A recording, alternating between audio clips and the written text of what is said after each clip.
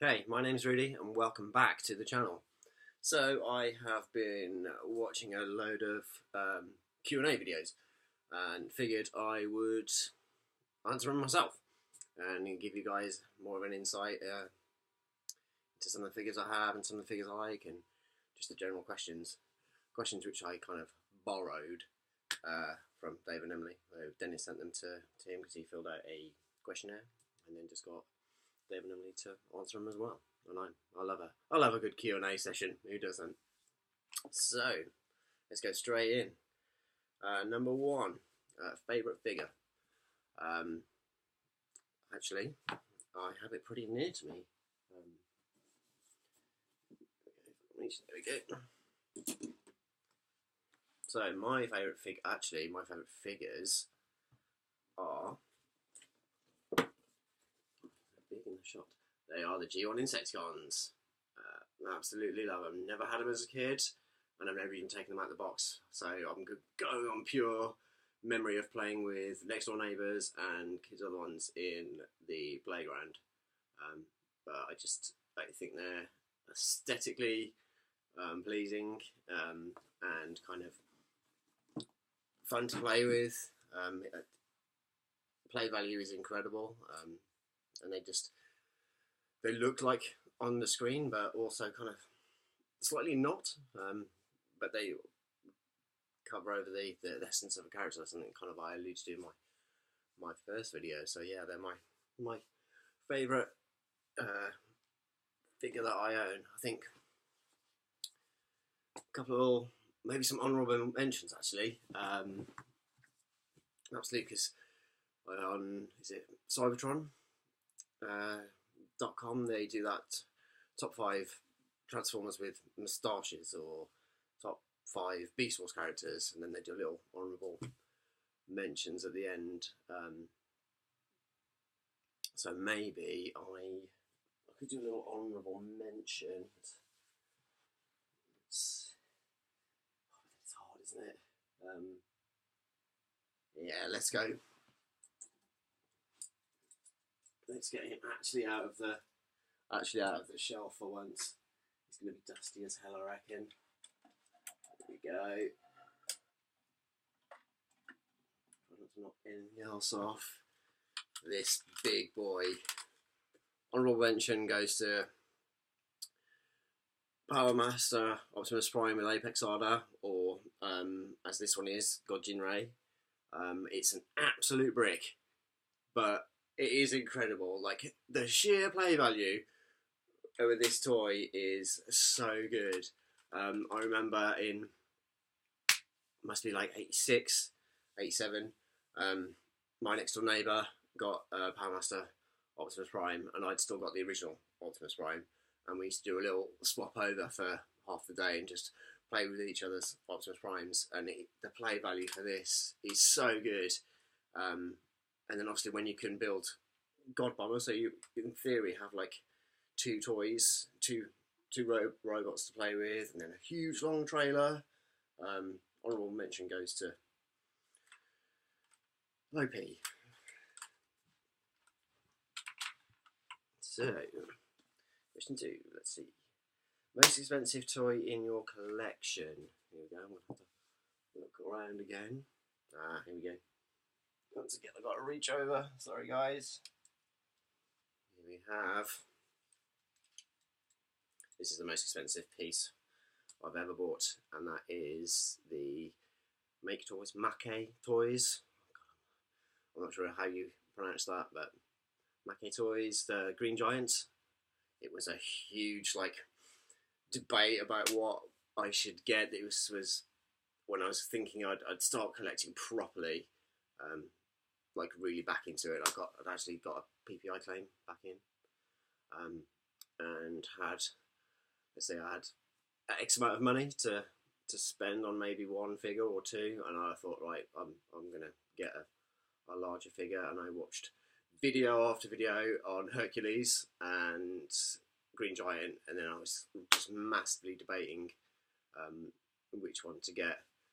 I didn't choose Hercules. It's because I don't like the red clear plastic.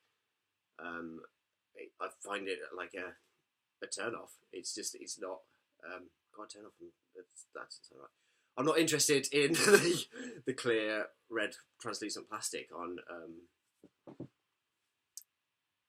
Hercules, but this guy I think is incredible. I've only transformed it once from vehicle to robot and then robot to limb mode, because it's incredibly difficult to transform. But it looks beautiful. It kind of looks like the screen, but once again, it's I'm probably going to bang on about it. It's the essence of the character and a little bit of screen accuracy, but then just how much play value is.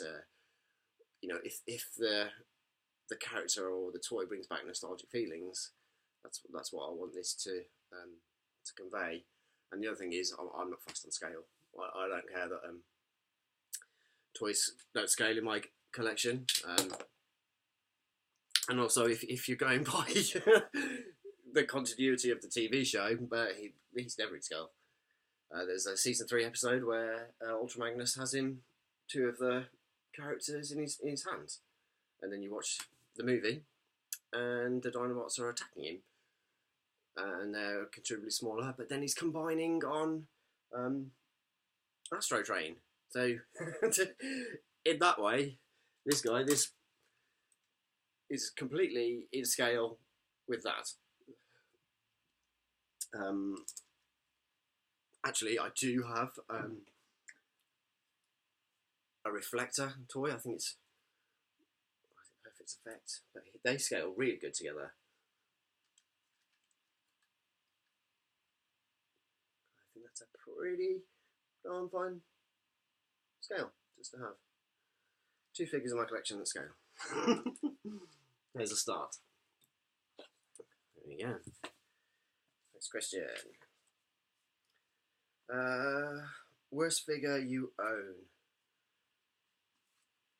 Okay. God, I hope I don't offend people with this. Let's see if I can find him. Do you know what? This is the best worst figure I own. Let's get him and put him on the screen. So we have G1 Galvatron, except this is the repaint, so it's in the different colours and the extra accessories of the matrix on the chain. I say it's the worst figure because of the play value. I don't get it. I never got it as a kid. I didn't understand what he was. It doesn't do anything. I know most G1 toys don't, but it's weird, in my opinion. But then that's what makes it the best figure, because this version, the cool screen colour ones, sitting on the shelf, it looks so good. It's such a shelf piece, but for play, that makes it the worst. So sorry to you Galvatron fans out there. He's not my more loved characters.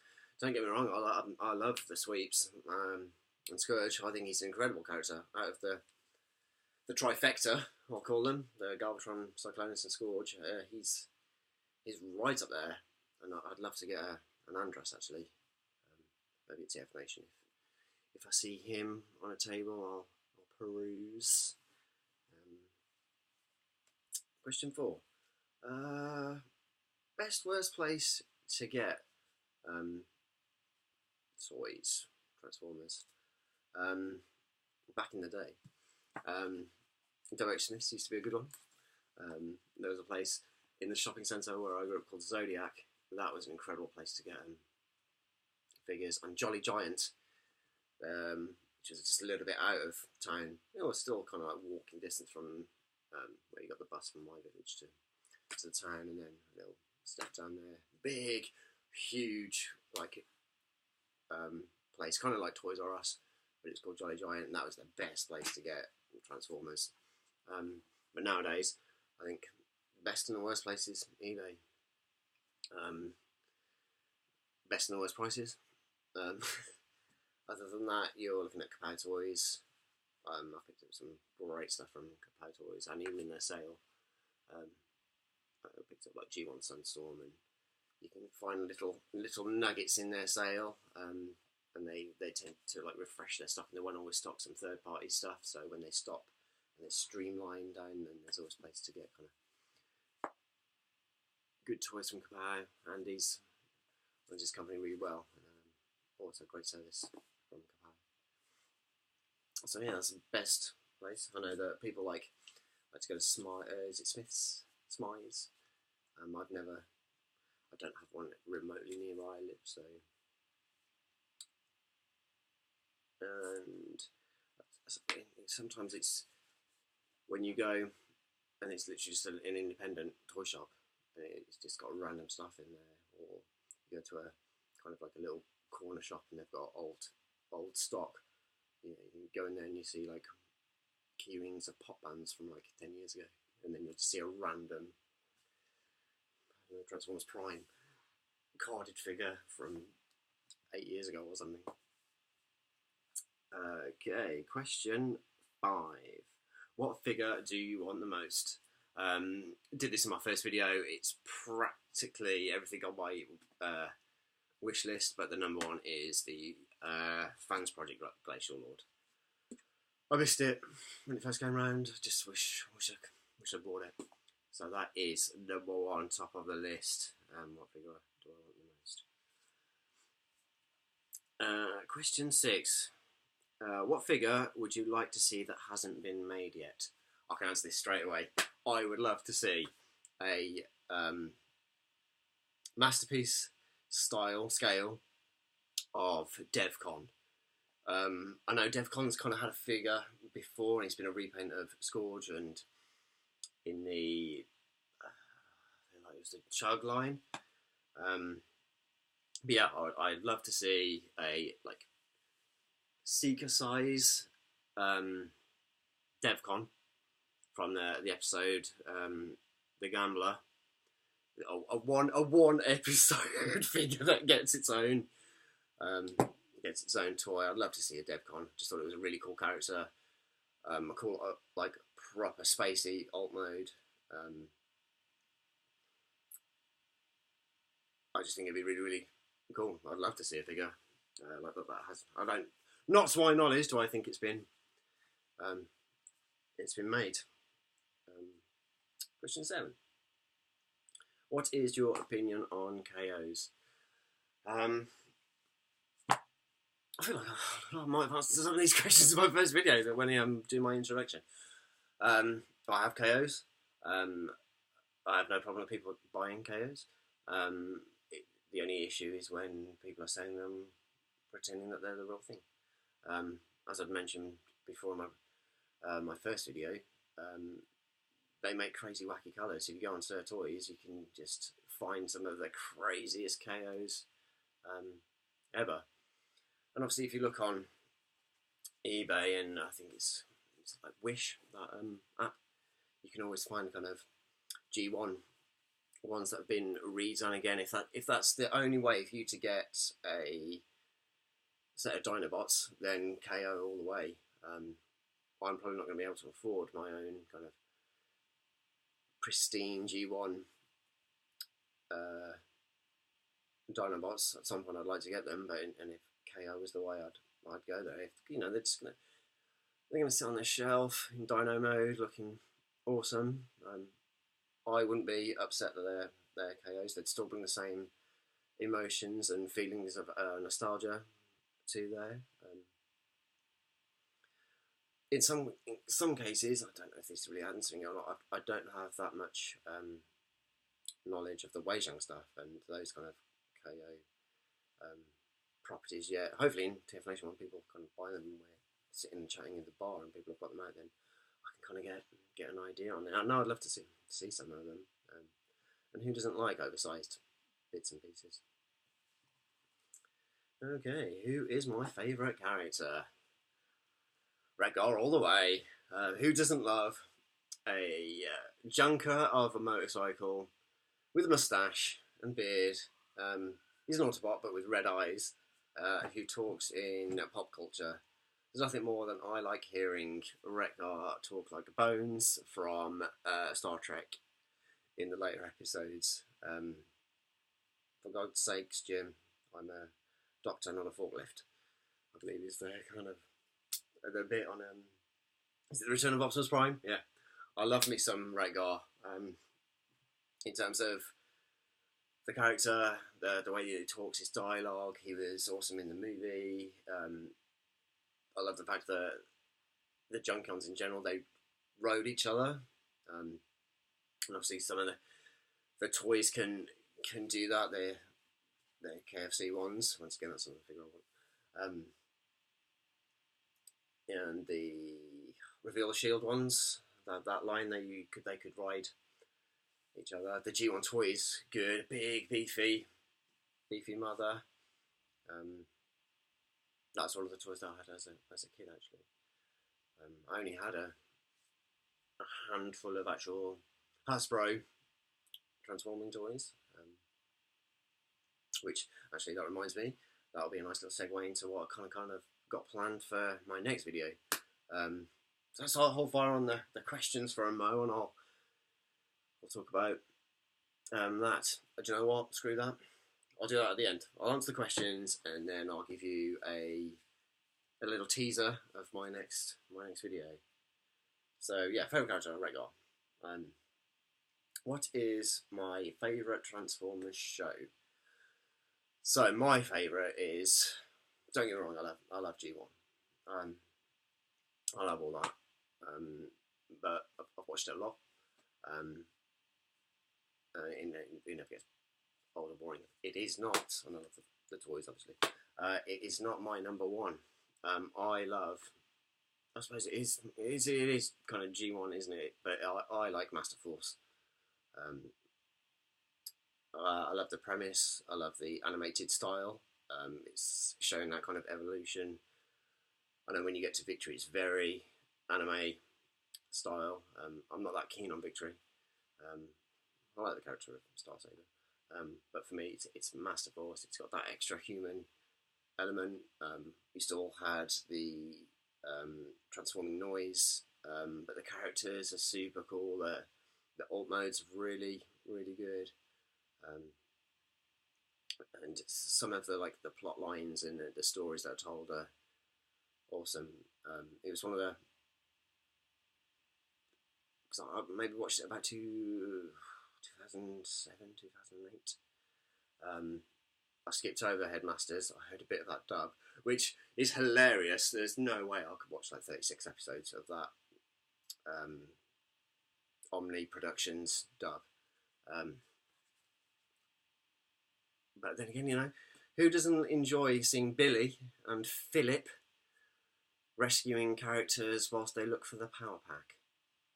And then everything is called the power pack. I love a bit of that. But yeah, for me, Master Force all the way. Great show. Right. Question 10. Love or hate the movies? Hate's a strong word. But I definitely don't love them. You know what? I liked the first one.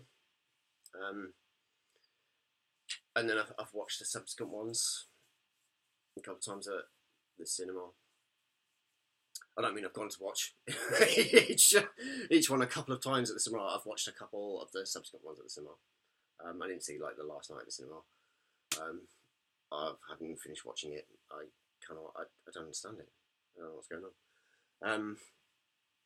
But it's too jerky. I know Michael Bay likes his jerky kind of camera angles and stuff, but the character's too far removed. But they do create little gems. I do have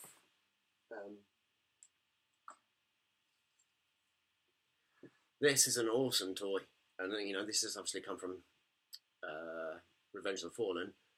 I'd love to get the second part as well. But yeah, just this is what I like the movies for. Is they create little toy nuggets like this. I think there was it like a mineral water truck that transformed? It was green. I'd love to kind of get that figure as well. It's that's what the movies are good for, like these little random odd toys that they they produce. But other than that, I'm not that interested in them. And I think this is the last question. So, was Hot Rod to blame for Optimus Prime's death? This is where you admit that you're either a Hot Rod and Rodimus fan, or you're not. I think Prime was going down no matter what. It didn't matter that Hot Rod was there. I can't blame Hot Rod. I think Prime was beaten. I think Megatron had finally got what he wanted, but at his own demise. He wasn't coming back either. I feel like if he hadn't have stumbled upon Unicron, he would have just floated into oblivion. So yeah, Hot Rod's not to blame. To be honest, I like the character of Hot Rod. Even more so, Rodimus Prime. Who doesn't love that kind of?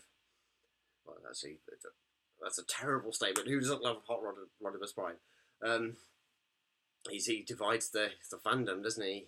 You either love him or hate him. I think he looks cool as his variant, where he's got his goatee, his Mirrorverse from the Star Trek kind of homage. I think it's that from Shattered Glass. Absolutely great, and I dig his alt mode. I'm thinking it just looks like a. He's meant to be a futuristic muscle car. But then again, he kind of looks like a late 70s Japanese wedge concept car. I think he's not to blame for me. So that's it. That's my questions answered. So yeah, I started to allude to my next video, which again I'll try and do as soon as I can. What I'll do is I will backtrack through the memories of time, and I'm going to try and list all the transforming toys of my childhood.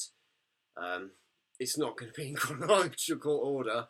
It's more going to be what they were, what toy line they came from, what characters they are, and something like those. What I found from doing the videos is the emotional connection I very much enjoy with my toys. So I'm going to kind of go back through, and because I know off the top of my head some of them, if I can really jot them down, because I had stuff like, is it Hair Fiend from the Super GoBots, but he didn't come in a GoBots packaging. He came in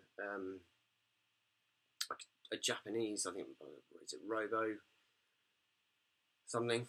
It's that one. I'm gonna go back, and I had like Sparky and a Leader one. So I had transforming toys, but they weren't necessarily Hasbro or Takara or official Transformers ones. And then I'll go into a brief history of how I got them. If I got them from a birthday, or if I swapped them in the playground, or if I found them, or bought them at a jumble sale. I don't think I've said the word jumble sale in years. So yeah, that's going to be my my next video. So that is it. Questions answered, and a little sneak preview into my next video. I'll see you all on the next one. Take care. Bye.